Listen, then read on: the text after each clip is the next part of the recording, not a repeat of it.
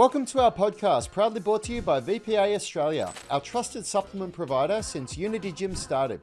As sponsored athletes, we're excited to offer you a special 10% discount on top quality supplements that ship worldwide. Just use our discount code from the description.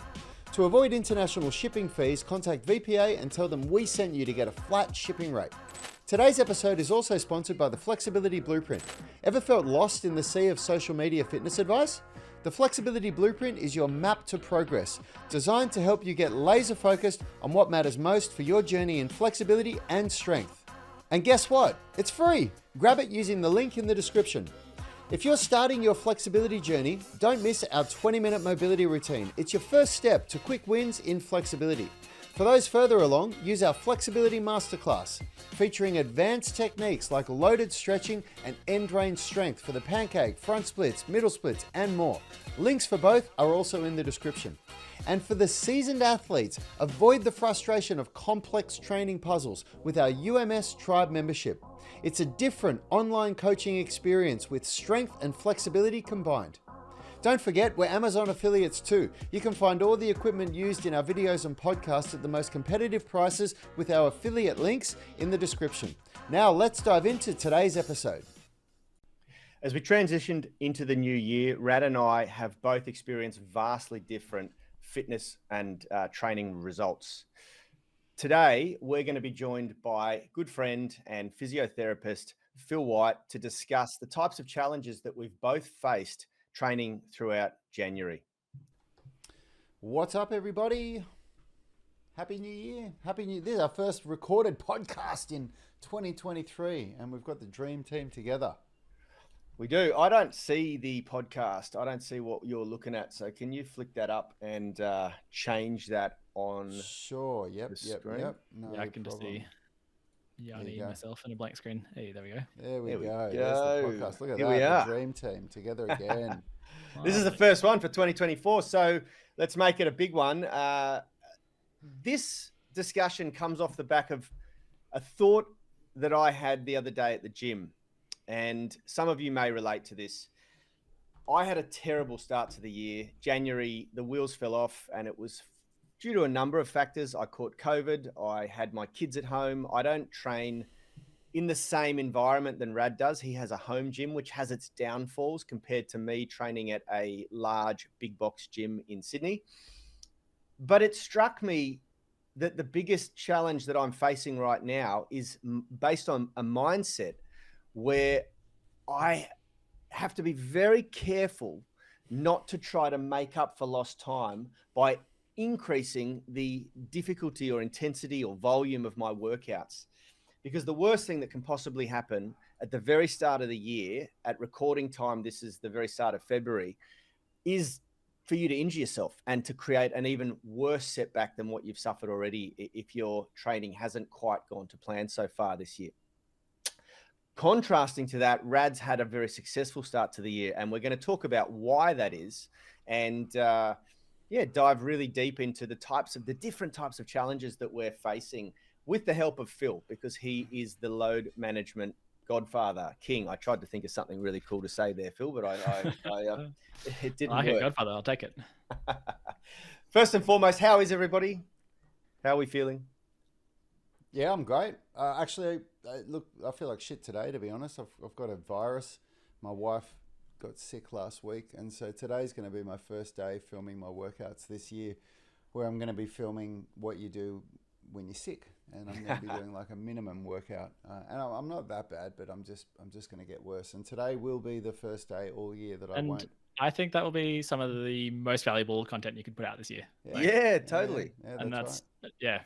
When you said this was going to be the discussion around your contrasting approaches to the start of the year, I thought fantastic, because that's the thing that I'm actually most interested at the moment in is how do we stay engaged when things don't go to plan, and how do we kind of set expectations so that you can still find wins and still make progress even when you're not hitting things as optimal for performance. How do you optimize for consistency? So I think the fact that you're recording a minimum workout is just the best, because that's what we need to all get used to.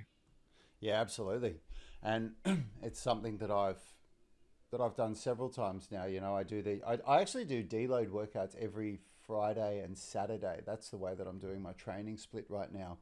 So I'm not deloading every 4 weeks or every 8 weeks or 12 weeks. I deload every week.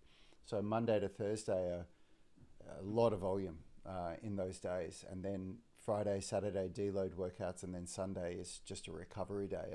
And people are really enjoying my recovery workouts, which is really funny, but it's not a workout. I just film myself doing some trigger point release stuff, and I just talk through the injuries that I've got and the injuries that I'm managing, and people are getting a lot out of it. It's quite funny. You never really realize that the things that you do like this could be so valuable. But you know, what got me onto this path, I had a look at, you know, the Sam Sulek phenomenon and the way that he's filming his workouts and just exploded online.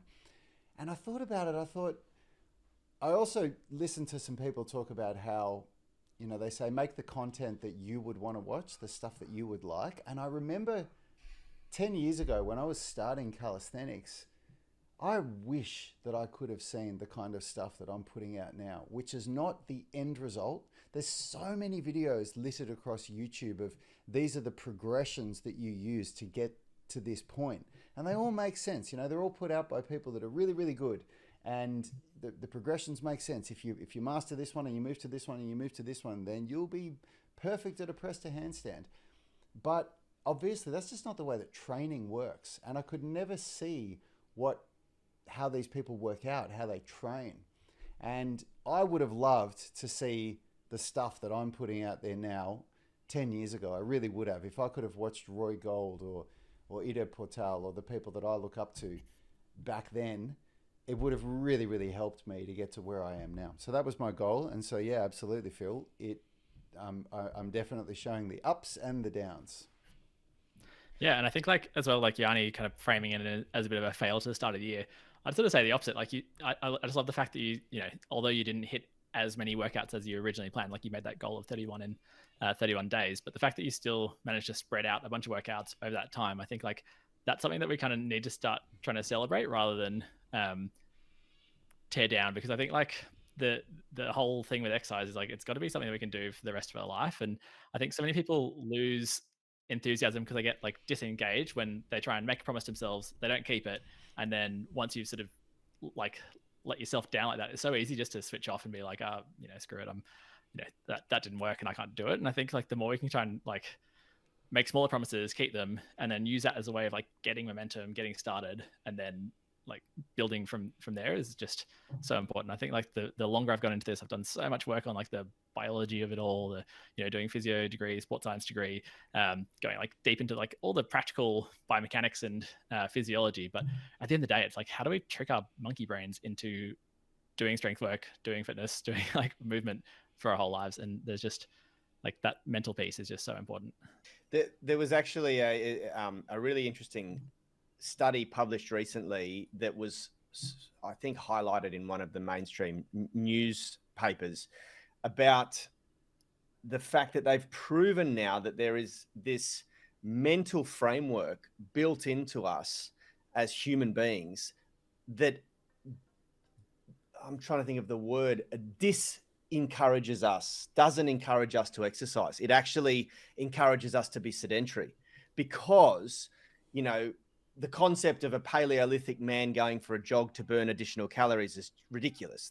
Because we used to have to manage our energy so carefully, because, you know, eating meant hunting or gathering, which you had to use stored energy to do, you know.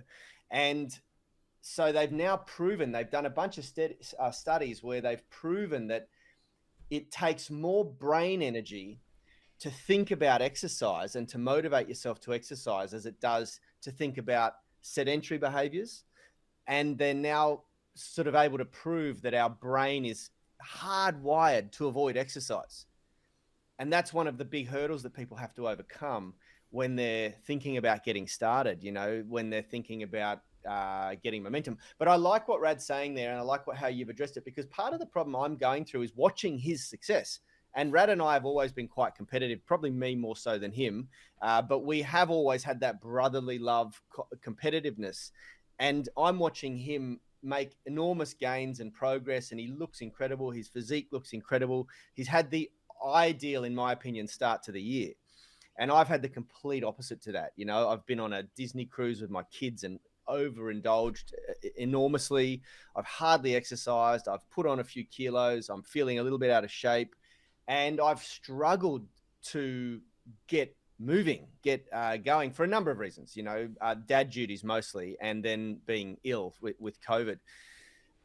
But it's been very difficult not to look at what Rad's doing and go, okay, I've got to make up lost time. I'm getting left in the dust here. I'm going to go to the gym and absolutely slay myself. But the reality is, after 6 weeks of largely inactivity, you know, certainly not intense gym workouts that I'm used to, that I finished the year doing in early December, there's a very high risk of hurting myself, of mismanaging load, of overdoing it. And we all know that that's the best way to completely sabotage your year, to start the year injured. So what you're saying there is very true. We should celebrate the small wins. And at the moment, I'll be honest, I immensely celebrate every workout that I get through without hurting myself. You know, that I just get there, get the work done, manage the load according to what my body is capable of doing right now, because it's certainly not on par with how I finished the year. And getting out of the gym feeling good, rather than going, oh no, I've re-aggravated that shoulder injury, or I've re-aggravated that knee injury. And that's going to heavily impact what I can do tomorrow or next week. And I thought this just before I finished my little rant. I thought, what anyone that's in a similar situation to me, where the wheels have come off a bit in January and you haven't had the best start to the year, what you had planned, you shouldn't be looking at the ultimate workout. What can I do in this hour or 90 minutes, or, you know, heaven forbid, you've got a full 2 hours to do a training session. What can I do in this workout to have the most maximum impact on my physique, my strength, my flexibility, my fitness, whatever it is that you're trying to improve? And instead, say to yourself, what can I do today to help improve the likelihood that I'll train again tomorrow and the next day? What can I do to contribute to the routine that I'm building that's going to set me up to end the year in a really good place, much better than how I'm starting the year, you know? And then start, as hard as it is, look at it from that longer term perspective. Look at the entire year and go, this is where I'm starting. That's where I want to end. Now let's get busy working on the routine, the habits, the rituals day to day that are going to get me there really nice and smoothly without any major setbacks or turmoil along the way. Yeah, and I think, like, when looking at how to think about it, like the fact that happiness is so much about having expectations, and then whether you meet them or not. And I think, you know, if Yanni had gone into January like thinking about the month ahead and thinking like, okay, I'm going to be on this cruise, it's quite likely that on the cruise it's not going to be optimal training environments. Going to have the kids, and going to have like all these different distractions there, and obviously the sickness is hard to guess if it's going to come. But, you know, like not having school, like the school for kids to be in school holidays, kind of setting that expectation and knowing like, okay, like if you want to set like obviously big goals to keep yourself accountable, but it's also that kind of, I don't know, just trying to get that right level of, you know, if we can set the expectation of like, if I get into the gym once every 2 weeks, even that, if we think about maintaining strength and muscle mass over a lifetime, like that minimum effective dose is going to be enough to try and I guess at least maintain. And I think that's where I'm trying to think at the moment, where I'm going to, you know, you go through seasons in your life where I've done periods where I've played sport for Australia. I've gone through powerlifting times. I've trained in Unity Gym and got the, what did I get? Ultimate Athlete? No, I didn't get Ultimate Athlete. I got Fittest Guy. I don't know. You got Fittest, yeah. Yeah, I got the Fittest. You know, I've played beach volleyball intensely. I've done like ultra marathons and running, but like the different seasons at the moment with a kid and starting out the year, I just knew that there's no chance that I'm going to be training like I did when I was the Fittest Athlete at Unity, or when I was at the powerlifting gym. But like, what's that kind of minimum effective dose that if I hit that I know, okay, at least I've maintained what I've got? Because the key thing after your 30 is, you know, your muscle mass is going to go down, your strength is going to start to go down, bone mineral density, all these things that have gone up until you're 30, and then they start to basically naturally decline. And if we, I guess, set that kind of like expectation too high, don't meet it, mentally disengage, and then do nothing for 2 weeks, then that can really lead to an acceleration of that decline. And I love that episode we did with Tony Bataji a couple of years ago now, when we still had the podcast studio in the gym, where he was talking about this idea of the catabolic crisis, where they looked at these studies of when you do nothing for, people think about this kind of linear decline in all those factors that I talked about.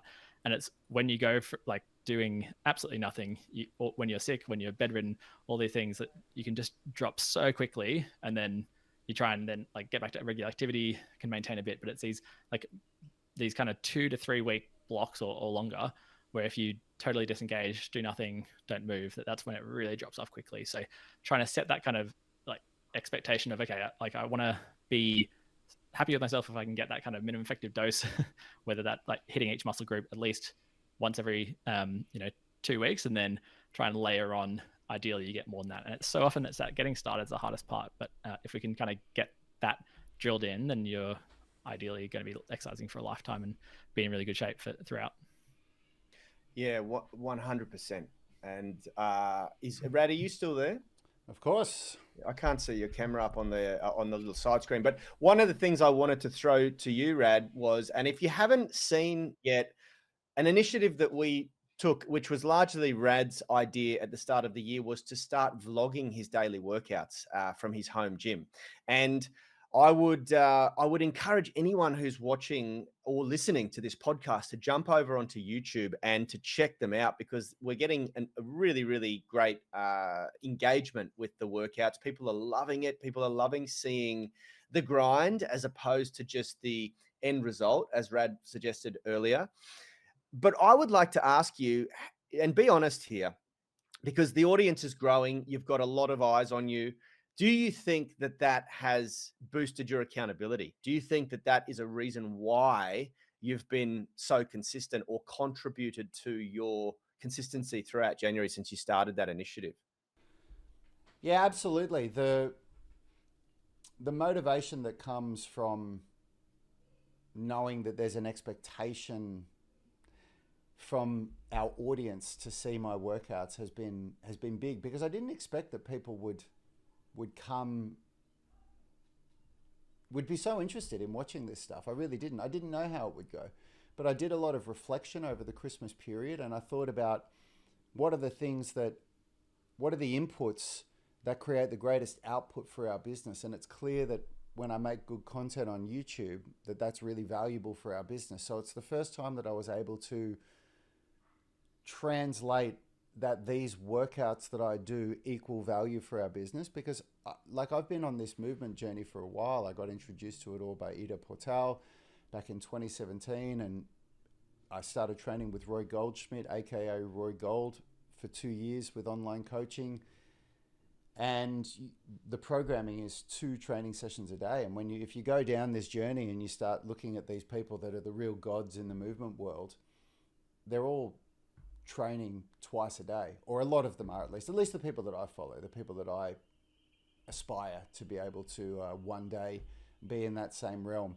And training twice a day like what I do now was a very undoable in the past without putting massive pressure on other areas of my life. And I really believe that the way that I do 2 workouts a day, like within the UMS, we get people that they come into the UMS and they start asking about wanting to learn how to do handstands and press to handstands. And we've got the programs there, but I almost talk them off doing it, because the only way that I've learned the hard way that you must train strength and you must train flexibility, but definitely more strength if you want to be good at calisthenics and things like that. Because without the raw strength, you get slap tears like what I got. You get golfer's elbow like what I had. You get tennis elbow. You get all these terrible injuries because you're trying to do these things that the body isn't designed to do, like handstands. And you're putting so much demand on the joints that if you don't have that foundation of raw strength and then flexibility to just be able to get in and out of the positions, that it's quite a frustrating journey. And so when you start to look at that, that's why within the UMS, we've created this foundational workout, which is your strength and flexibility, and then even fitness as well. And then you can build on it from there. But to go back, the way that I'm training now, I think very few people would be able to do it, because if we go back to Unity Gym days, trying to do 2 workouts a day, it was almost impossible for me. It was always this pendulum swinging where it'd swing to one way, and that would be me training and ticking my goals with training, but I wouldn't be doing everything that I should be doing for work, or I wouldn't be meeting my family needs, or whatever it was. And then I'd go back to training really hard, and all of this would suffer, and then I'd swing back to focusing on that, and training would suffer. And this is the first time ever that in my life I've been able to honestly look at my training and the fact that I'm filming it and getting it out there, to see it as a value to the business. So yeah, absolutely. I know that was a long answer, Yanni, but yeah, knowing that I've got to do these videos daily has been a huge motivator. And most days it's okay, but getting to the end of, this is the 6th week that I've been doing this now, and I haven't missed a workout. Today will be the first day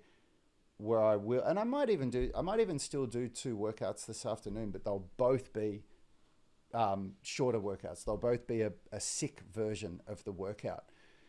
And yeah, it's on days like today, the motivation is that I want to get it up on YouTube. Well, there's a clear, Phil, there's a clear accountability increase, because you're actually talking about the fact that you've got to get this workout, the sick workouts done, to get them out there, to show people what you'd actually do while you're sick. So that's one aspect of the difference between our 2 situations. But the other aspect, which I do think is worth documenting and highlighting, is the fact that you're training from home. And unlike myself, who have to make it an event to get to the gym, which is, it's not far, it's in the next suburb over. It's about 8 minutes walk if I meander and don't walk quickly. But to get there twice in a day at the other end of the day is very, very difficult.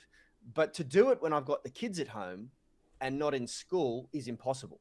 I can't do it. I actually tried twice to take the kids up and just take their Nintendo Wii and a Switch and let them sit at reception, but the gym kicked me out. They wouldn't allow it.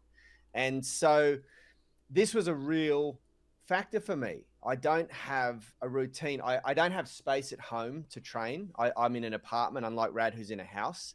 I'm right in a city on Sydney Harbour, which comes with its perks, like a beautiful view of the harbour and whatnot. But, Rad is up on the beaches, out of Sydney now. He's got a space at home. He's raided our storage unit where we had a lot of the gym equipment from Unity, and he set himself up a nice little home gym there.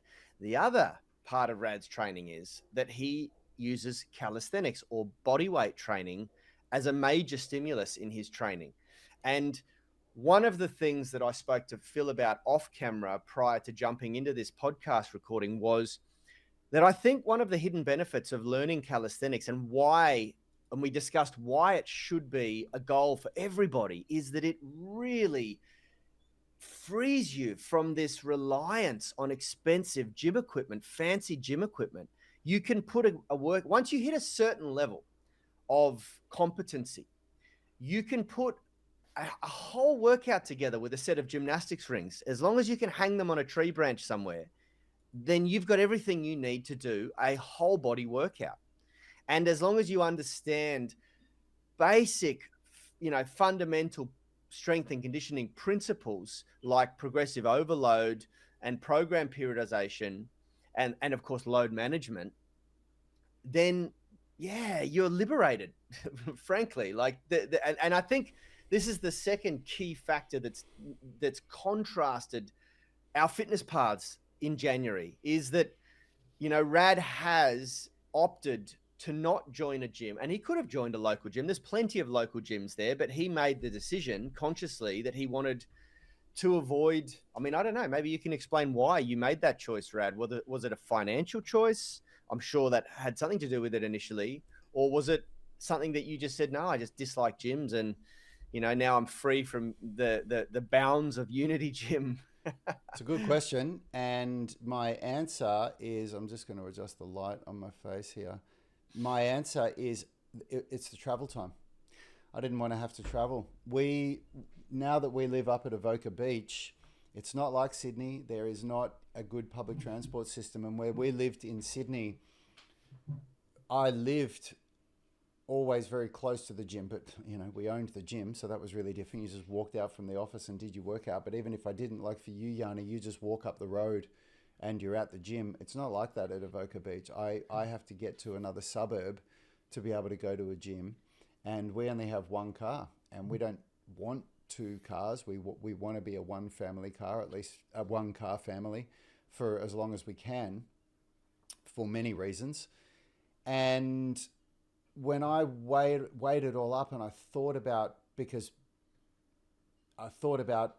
how I would have to do that. I'd have to go really early in the morning before Alana and Keanu was up, and then the idea of going twice a day with that, under that circumstances, that wasn't even in my head back then. I was just thinking about getting one workout done a day. And I just thought, no, I'd rather just stay at home and sort myself out at home. And so it's funny because I do get a lot of comments on the home gym setup that I've got, but it all came in dribs and drabs. Because I won't show it while I'm trying to talk, but when you're talking next, I'll bring up some clips where you can see what I've got. A lot of people say, wow, you've got such a good home gym. It all came in bits and pieces. It started with a pull-up bar. The first thing that I got was a pull-up bar, and I truly believe, I guess, at least if you're at my level, at least if you can do pull-ups, the number one thing that I wanted was a pull-up bar, because there's nothing else that can replicate the ability to be able to pull like a pull-up bar. And if I had that, I knew that I can put together a pretty decent workout. Everything else I can get done with calisthenics, and pull-ups are calisthenics. And if you don't have the strength that I have to be able to do good sets of pull-ups, then a set of gymnastics rings. And the main reason why that is the gymnastics rings, you can adjust the height, so you can do feet-assisted pull-ups, and you can do eccentric reps much easier than you can with a pull-up bar. You've got to jump around with different things. And then once I had the pull-up bar, I think I went and I got a bunch of the dumbbells. And then because once I had the pull-up bar, I was thinking I want to be able to do, external rotations, and I want to be able to do trap 3 raises, like auxiliary work for the shoulder stabilizers. And then after I got enough of that, and I just went in multiple trips to our storage unit.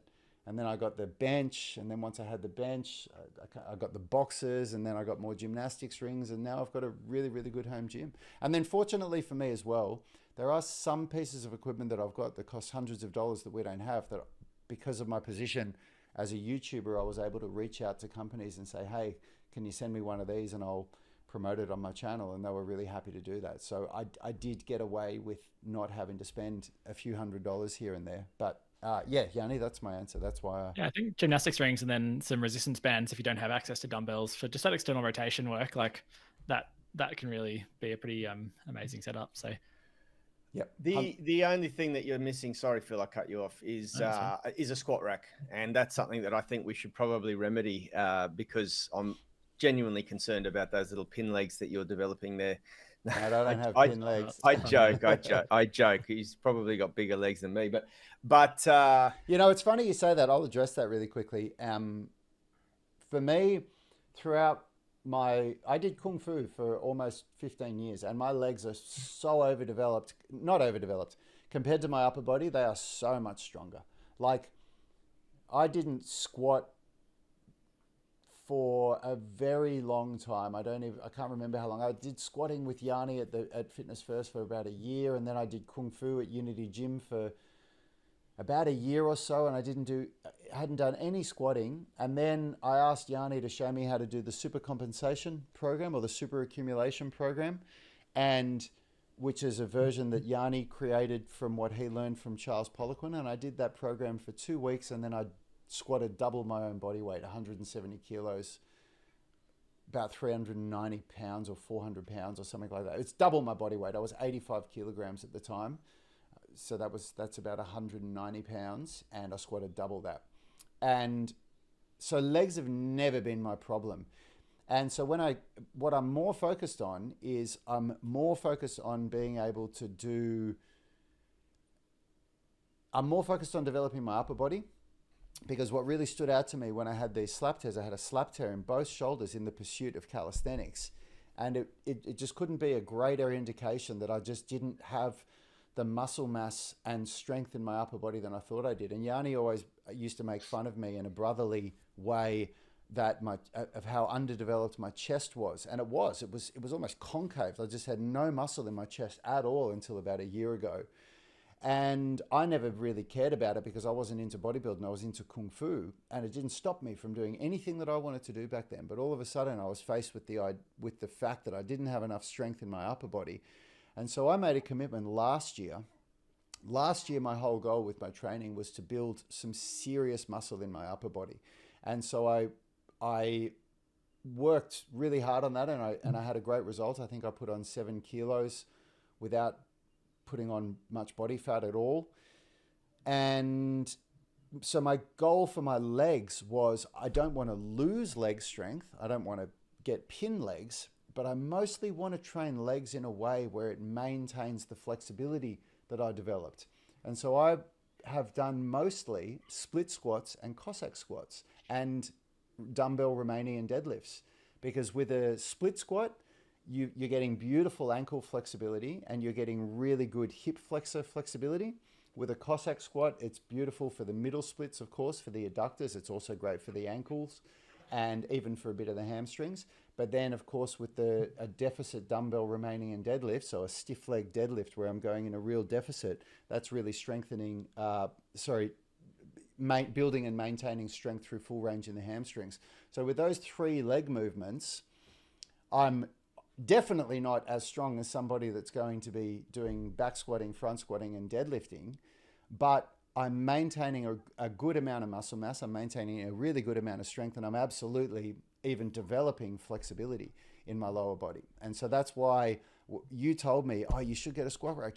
Should get a squat rack. And I was actually thinking about it because I was just thinking about all my goals. And you know, the main reason, Yanni, I didn't do it is because squatting to the level that we squat at, you and me, Yanni, and even Phil, when you're going for it, it's really taxing. It's a very demanding exercise, a very demanding workout. And I don't want that level of fatigue. I'm training at a sub-maximal level multiple times a week. And the way that I'm training with my upper body, you know, those squat days or those deadlift days, like, they just destroy you, you know? Yeah, don't scare me too much. I've got to go do it after this after this podcast recording. But in the same token, so we've sort of addressed, and I feel I'm going to throw this one to you, but we've sort of addressed the challenge that I face, which is managing expectations and not overdoing it to burn yourself out or cause an injury too quickly. You know, you've got to really manage load, manage the expectations of what you actually can achieve in the first couple of months of training, and just start based on what your body's capable of doing. Don't overdo it. Don't overfill your cup, as we used to use that sort of cup filling analogy for load management. Rad faces a different set of challenges. You know, he has been training so consistently with so much volume that he needs to make sure that on the one hand, he doesn't give himself an overuse injury or run himself into the ground with sickness, which he's actually reported in sick today. And the other is that he doesn't get boredom burnout, you know, where he's just been doing the same thing over and over and over again, that he just starts to lose momentum. Now, I know that that's partially taken care of by the accountability factor of vlogging his journey. And it comes at no surprise that people are really enjoying that, because people relate to the journey far more than the end result. But, you know, I think it's interesting, and this is where I think I'd like to get your perspective. Both of these problems fundamentally come down to the concept of load management. I've got to manage load based on where I'm starting from. Rad's got to manage load based on how much he's trained, how consistent he's been, and make sure that he doesn't give himself an overuse injury just from the repetitive nature of his training. What are your thoughts on this? And is this a fundamental issue that everyone needs to worry about, load management, based on what you're doing and where you've come from? Yeah, 100%. And I definitely will go into load management, but I just wanted to touch on something that Rad said earlier, which I think is just really, so like it was kind of passed over, but it's such a key thing that I found has really helped myself and my clients to maintain consistency. And it's that idea of like thinking about the different buckets in your life. So if we just look at, you know, health, wealth, and relationships as a kind of big 3, and then I kind of put a meaning and happiness kind of above that as well. But if we think about those big buckets, like if any one of those is is really lacking, then you're going to feel like you're not kind of where you want to be. And so that idea of Rad is now filling up his work bucket while he's filling up his exercise bucket, it just makes it, you in any one day, like if you can do that, and then you get the social interaction of interacting with people on YouTube or commenting and that sort of thing, it's like it's filling that all those buckets at the same time. And I found that one of the ways that's really helped some of my clients who don't exercise much is just trying to find ways that how can we incorporate filling up a few of those buckets, because if you can get your wealth, health, and relationship all heading in the right direction and start to feel progress, that really helps that kind of meaning and happiness bucket as well. So that's something that if you can just, like for me, myself, when I was when I was doing my ultra marathon training, I felt a bit guilty because my baby was 4 months old when I did the ultra marathon. I was like, how can I square doing this much training in a week? But I was running to and from work. It was only 15 minutes longer than the bus, but I was getting this great training in getting outside, feeling progress in my life. So that meaning and happiness was kind of up there, but it was effective time, and it almost ruined running for me afterwards, because when I was just exercising for the sake of exercising, it suddenly felt almost meaningless. And it was interesting trying to recalibrate that in my brain. But for so many people, if you can make exercise social, it's just the easiest way to really feel two things that I think so many of us need, which is a bit more exercise and a bit more social engagement. So that would be just my quick overview of what I think one of the biggest things you can do for consistency.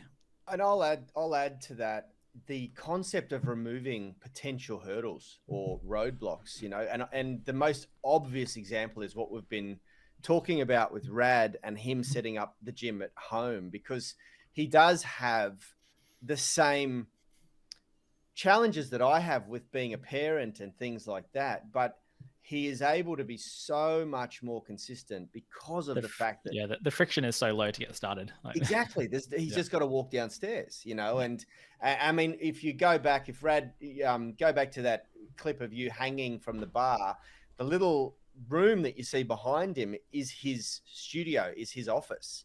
And so he, it's all underneath his house, and he goes down there, he works from the office. And then when it's time to train, he does part of it inside the office where he's got the dumbbells and things like that, and the rest of it for the big stuff outside there, And I was looking at it the other day going, geez, if we just laid AstroTurf on the flat part underneath where you are there and then put a squat rack in, it would be the ultimate home gym, Yeah.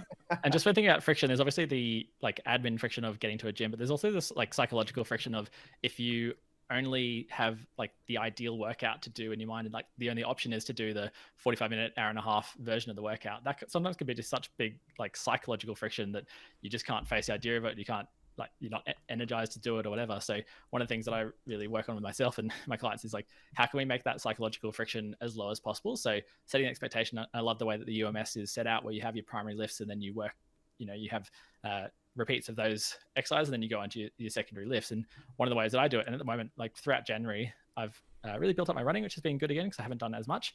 But my gym, I really dropped off last year, and one of the things now I'm doing is just all I have to do is do one heavy set of each of the primary lifts, and if I've just done that, then that's a win, and I tick the box and I'm happy with it. But when I get in there, as soon as I'm in there, I'm like, well, I'm here, I might as well do 3. And then there are days where okay, well, I'm feeling good. I do have actually a bit of time and I'm feeling much more energized than I was, after being woken up by my kid overnight. I was so dead before it. But once you get started, you're feeling better. And then I decide, okay, I'll do one set of the supplementaries, and then I'm happy to leave it there. And if I'm feeling really good, then I'll do the whole thing. So obviously, if exercise is your number one goal and you're really going for maximize results, you want to be doing it the optimal workouts. But I think just lowering that psychological friction to get started, to optimize for consistency, which is long-term going to be how you optimize results, has just been so helpful for me. So a lot of my workouts, you can check it on Strava, for my gym sessions are between 13 and 27 minutes, most of my workouts. And that's either 3 sets of a primary, and then I go home and get back to work or get back to my kid. And although it's not optimal training for results, it's certainly maintaining what I've got, and it's keeping me mentally engaged as opposed to just disengaging for months on end and then feeling oh, damn, I've let so much of that strength go from just doing nothing. So yeah, I love that. Look, one of the biggest breakthroughs I've had over the last couple of years in the same way is making my minimum. I've got 2 minimum workouts, 2 options. One is a walk, and I just literally go for a walk, and I'm blessed with my area here in North Sydney in Lavender Bay. I can walk 30 seconds and I'm at the harbour, and so that makes it quite nice for me because of the scenery. But the other one is just we have our UMS warm-up and our 20-minute mobility routine. And those both are super, super easy to do. And you don't need any fancy equipment for it. The only thing you do need to complete the warm-ups is somewhere to hang. And I actually do it on the staircase outside my apartment to be able to get that body weight sort of hanging, decompression, the stretch and strength for the shoulders. And that, just making sure that I get one of those options. It's either the sort of 10 to 20-minute mobility routine, or it is a 5K walk, and it can be a meander. It doesn't need to be fast as long as I do 5Ks, which for me is perfectly across the Harbour Bridge and back, the Sydney Harbour Bridge and back, which is a beautiful walk. It's hard to say no to that because I just flick on a nice podcast or something like that. And yeah, I feel accomplished if I get those two, one of those two done at least, And so during the holiday, it was a little bit challenging because I would take my kids and, they don't necessarily love doing a 5K walk. So I often have to put one of them on my shoulders, which gives me a little bit of resistance, and makes it a little bit more difficult for me. But yeah, I think that that's something that everyone should take home from this discussion is what you said there about, setting yourself up a minimum workout, a minimum amount of movement, a minimum dose of movement. Don't always get fixated on the end, on the best possible outcome, because what you said there really resonates with me. Just going and focusing on doing a couple of sets of the primaries, and then often you'll end up going, well, I'm here now, I'll finish it. I'll do more. I say that with every single set that I go to the gym and do. Like, I do not enjoy, unlike Rad, I don't passionately love exercising. I don't love going to the gym. I love the benefits it gives me. And from both a physical and psychological perspective, it's a survival mechanism for me. It's how I stay healthy mentally first, then physically, And I go there every day talking myself out of whether I can actually muster the energy to do it. And I always just say, just go and do the first couple of sets and just see how you go, And then 9 times out of 10, I leave having done a really good workout that's taken me an hour and a half. Sometimes I'll just crack it and leave early, but very rarely that happens. So do we want to talk load management, or how are we going for time? I know Yeah, no, it's fine. We can talk about load management. Yeah, Yanni, just quickly. Sorry, you go, Rad. You go. Well, Yanni spoke a little bit about what he's going through. He wanted me to just address, and I can talk about this quickly, Phil, and then you can jump in. Yeah. He wanted to talk about, like, how does somebody like me look at load management, because, having been so consistent with my training, there's going to be people out there that are in that same boat, and how do they approach load management? Because for me, I'm not having to worry so much about, well, I don't have to worry at all about how do I get into this routine or anything like that. I'm concerned about how do I make progress? How do I keep moving forward without... How do I maintain the routine? How do I maintain this, without injuring myself? And so for me, I'm really focusing on, like, everything that you guys said. It's funny how you talk about, the setup that I've got here. It was all created intentionally. So it was with work that I created this environment that I have to train. But at the same time, what I've had to do is I've had to block out a lot of other things in my life. Like, I've had to make an agreement with Alana, because Alana came to me last year many times saying, oh, we've got this wedding coming up, or I've got this next month, and I just want to relax and I want to focus on this. And I said to her, again, another thing that I learned from Alex and Layla Harmozy, I said, we should just accept that we're in a season of no, where we're just in a season of when people ask us, hey, do you want to do this? Our default answer is, oh, no, sorry, we don't have the time for that. And of course, often it's not that you're saying that to a person's face, it's the conversation that you're having with each other. But what we find is that there's so much going on that we were saying yes to things out of obligation. And I'm at a point in my life where I want my life to be by design. I don't want my life to be reactive. I don't want to be reacting to what's going on out there. I want to be designing my life based on what's going on in here.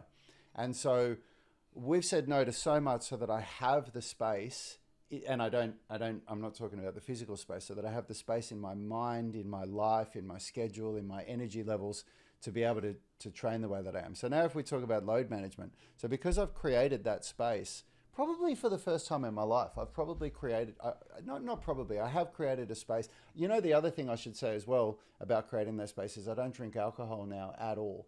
I haven't had a drop all year, and even since before Christmas, and even last year, I probably only drank alcohol about 5 to 8 times in the entire year. And that's a huge part because, and Phil, I'm sure we'll go into this, but when you're talking about load management, like alcohol is, it just destroys your sleep if you have alcohol later on in the evening. It plummets your testosterone, or it increases your estrogen levels. And it just causes the body to have to detoxify itself instead of to focus on, you know, recovering from a workout that you've done and preparing you for the next one. So it's a negative load amplifier. Yeah, it's load. It is load on your body in different ways. But not in a good way. Not in a good way. Load right. Is usually a positive thing if you manage it well, but alcohol is something that is just a straight negative load amplifier. Yeah. And so I've done all these things, like I've reduced load in so many areas of my life because this is so important for me. And it's also because I turned 46 this year. And I know that time is ticking for me to be able to reach the high level of physical goals that I set for myself 10 years ago with calisthenics. You know, my journey to trying to achieve these goals with calisthenics has been like 3 steps forward, 2 steps back with injuries.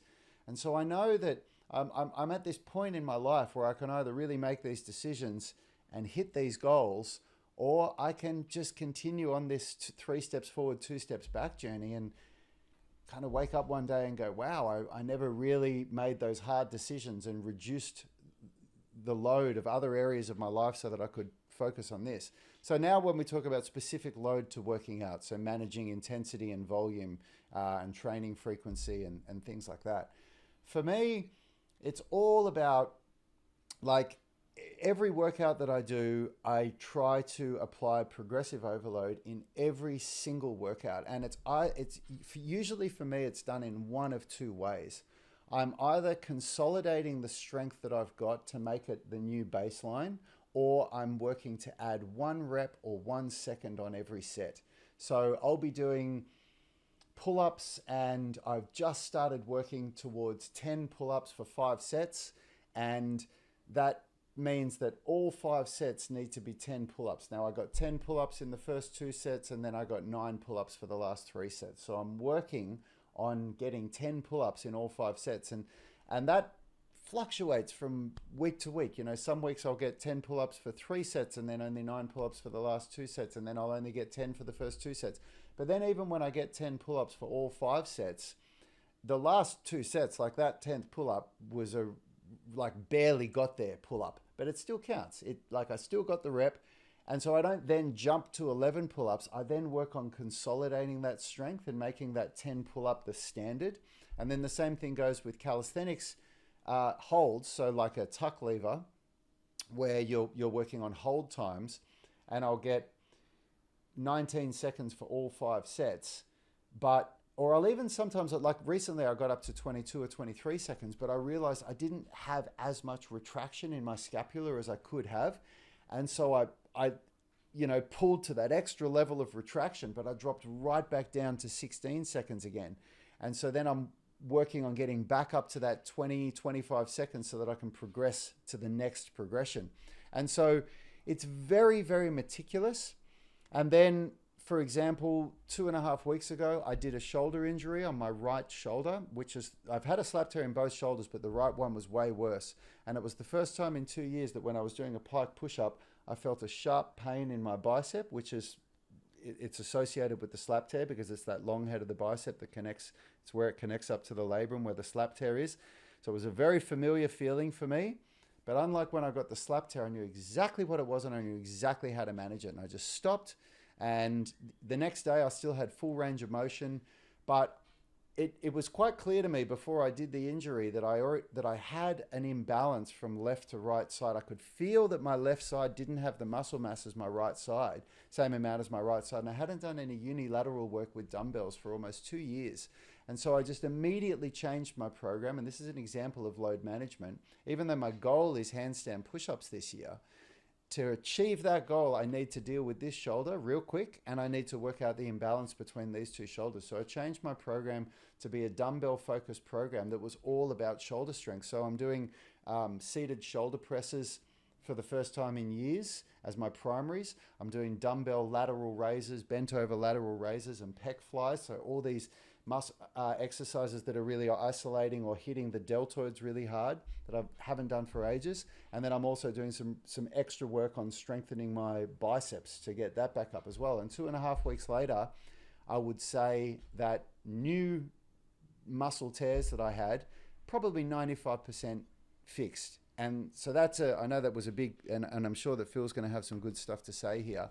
But for me, that's how I'm approaching load management. I'm just trying to really manage all of that to make sure that I can keep moving forward. Cool. I mean, very detailed. Just quickly, if there's a giggling baby in the background, sorry, but hopefully everyone else finds it as cute as I do.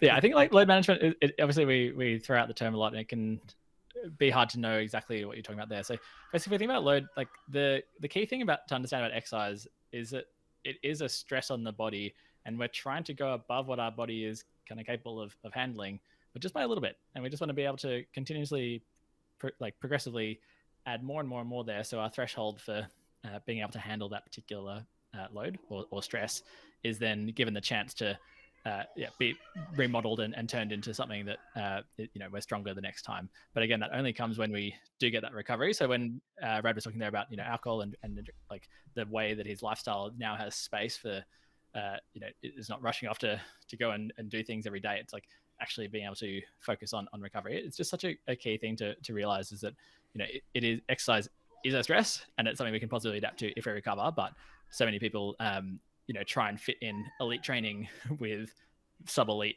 recovery and then wonder why they don't get the results they want and end up often getting injured. So yeah, when you look at professional athletes, there's a reason why they, like when I worked at the Giants AFL club, they would have Xbox and ping pong tables, and everyone would just be sitting around and kind of loafing around all day, eating and chilling, because they'd do a couple of really hard training sessions, but then they'd do everything they can to then recover for the rest of the day, chill out, not add extra stress on the body, and then be back at it the next day and the next day and the next day. So yeah, just big picture. You got to remember, like, exercise is a stress, and we've just got to make sure we're thinking about that in terms of you only get those results if we appropriately absorb it and adapt. So.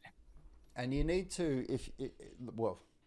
what works really well for me is that if I'm going to up the load that comes from my workouts like I have this year, I have to reduce that load in other areas of my life. And I think that's a place where a lot of people go wrong, is that they only think of adding to their plate. They don't think of subtracting anything.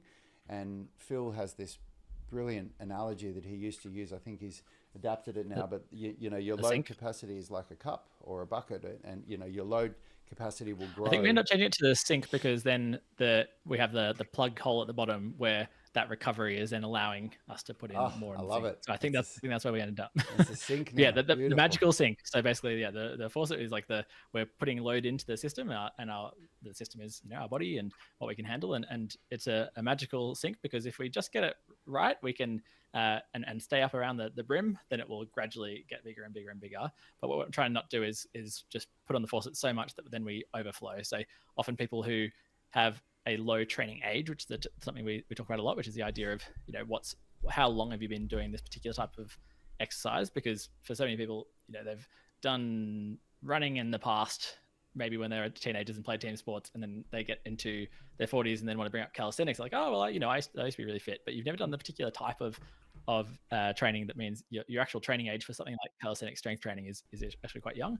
So we want to try and think about, like, gradually like adding more and more water to that sink, gradually getting a bigger one, and then with the recovery, that's that plug hole. So if we get like the more you can do recovery wise, the more you can keep adding to it. But so many people just go in there, think that they've got this huge sink because they used to do like play rugby back in the day, but then just overdo it and overflow without the recovery and end up injured. So yeah, hopefully that kind of visual is somewhat helpful for people. Yeah, cool. I love it. And then just to give like something, I guess, actionable again, or another practical way of thinking about like, what is this load? Like I've talked a lot about before about the idea of macro load and micro load. So macro being what you're actually doing big picture programming wise. So that's the, how many days a week are you training, how many sets, reps, your volume, all of these kind of big picture of what you're actually doing. And then the micro load is more like how you're doing it. It's the biomechanics of the lift, it's the technique, it's the equipment you're using that in the moment means that you could have 3x10 squats, for example, but if you have immaculate technique, that's going to be a different load on the body than if you have pretty poor technique. So it's that in the moment kind of more biomechanics of the actual lift. So we want to try and think about like, and I think just so many people over index for either one of them, like a lot of at times in the particularly like physio space, I guess, and like Pilates particularly, it's that kind of micro load is everything. We've got to be really like pedantically perfect about your movement, but then if you don't have any awareness of how much you're actually doing throughout the week, like that doing something perfectly can still get you injured because you're getting the macro picture wrong. But then a lot of people will go into something like a group fitness class that I won't name names, but they'll just think like we're going to do like a balanced program by doing a couple of days of fitness and strength and whatever, but then they have no coaching and training on how to actually perform the movements, and they're micro loading and maybe they're doing like Olympic lifting in running shoes and they're all over the place and wobbly and not performing the exercise technique very well. And then despite them kind of following what would be a decent sort of balanced training program over the week, their technique and their equipment is so poor that they end up causing an issue there. So I think kind of having those like two different types of load is really important to think about, and making sure that we're sort of like you realize that it's coming from both. You can't just do perfect movement and then ignore the sort of big picture macro loading and the other way around. Yeah, absolutely. Well, I think that's been a good conversation. I hope everybody listening got something out of that, because it's it's different ways to approach things. If you did get something out of this, please rate our podcast. Give us a review if you liked it. Share it with a friend. Hit that share button. Copy the URL. Forward it to someone that you think might get something out of this. And if you're watching on YouTube, subscribe. Help us reach our goal this year of 100,000 subscribers. Be part of that journey. Be part of us hitting a huge milestone, which is to get to 100,000 subscribers. And you can check out my daily workouts as well if you're looking forward to learning more about the way that I get all this stuff done. Thanks so much for joining us, Phil, and thanks, Yanni. Always a pleasure. Absolutely. We'll see you guys. Good start to the year. Yeah, great start. We'll see you guys in the next podcast.